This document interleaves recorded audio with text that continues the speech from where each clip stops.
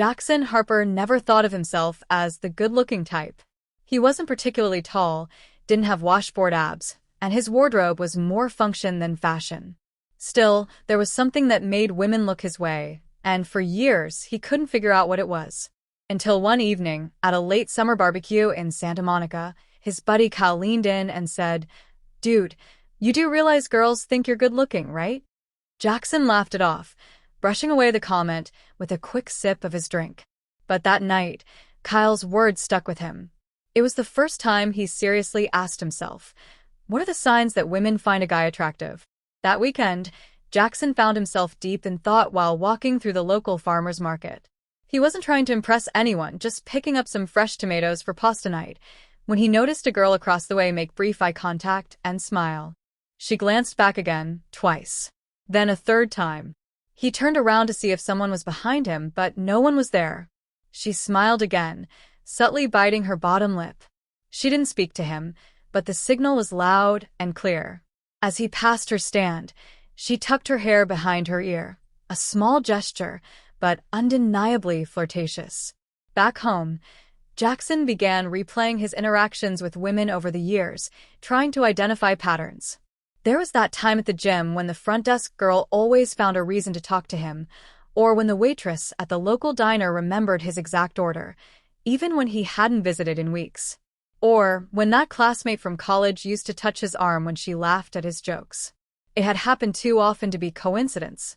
One day, Jackson decided to talk to his friend Rachel, someone he trusted for real talk. "Be honest," he said while they walked along the beach.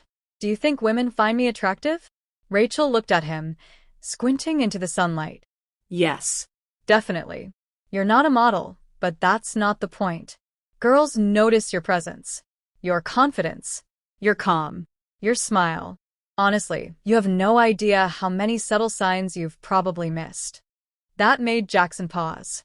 Maybe it was time he started paying attention. From that moment on, Jackson became more aware. It wasn't about becoming arrogant. It was about recognizing energy. When he met new women, he watched for how they responded. One key moment happened at a bookstore when he asked an employee for a book recommendation. As he spoke, the girl tilted her head slightly, maintaining eye contact. She laughed at his dry humor and stood just a little closer than necessary.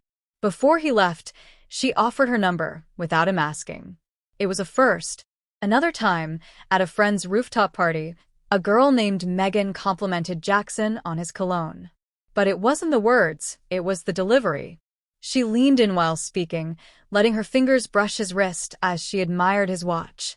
She maintained soft, consistent eye contact, even when others joined the conversation. And when she laughed at something he said, she playfully touched his shoulder. Subtle gestures, yes, but they carried weight.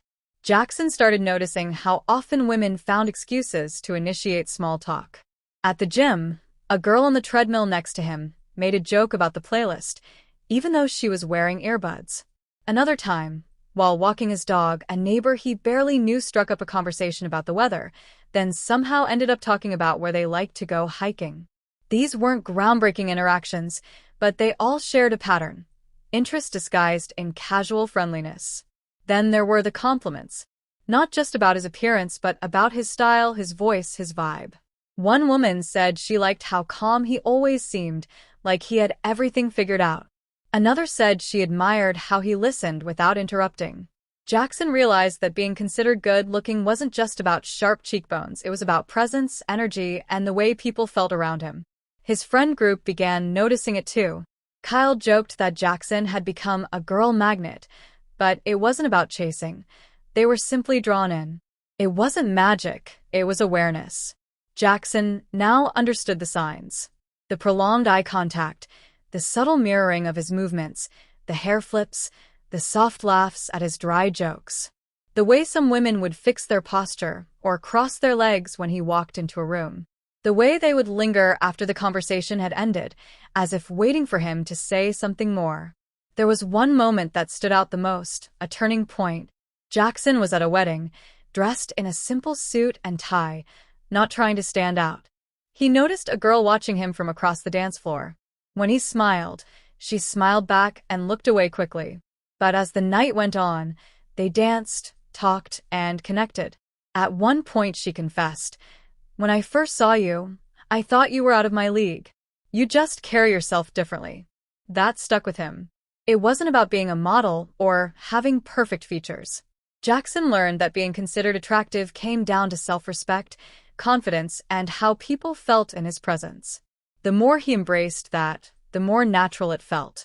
He didn't try to impress anyone. He just showed up fully, comfortably himself. And women noticed. In time, Jackson developed a quiet confidence.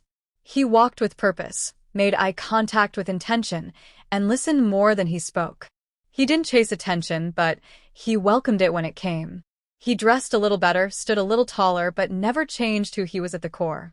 That authenticity was magnetic. Looking back, Jackson wished someone had told him earlier that attractiveness wasn't about perfection. It was about how you made others feel. Girls were drawn to men who were calm, secure, and present.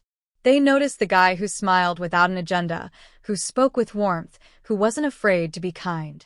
Jackson had become that guy, not by changing himself, but by finally noticing the signs that were always there. By the time he met Lauren, the woman who would eventually become the love of his life, he no longer questioned whether or not he was good-looking. He knew his worth. And so did she. On their third date, she looked at him and said, "I noticed you from across the room the night we met. There was something about the way you carried yourself. I just had to talk to you." Jackson smiled, remembering how many times he used to doubt himself. He didn't need a mirror to confirm anything anymore. He understood the language women spoke with their eyes, their laughter, their energy. And most importantly, he knew that being truly attractive started from within.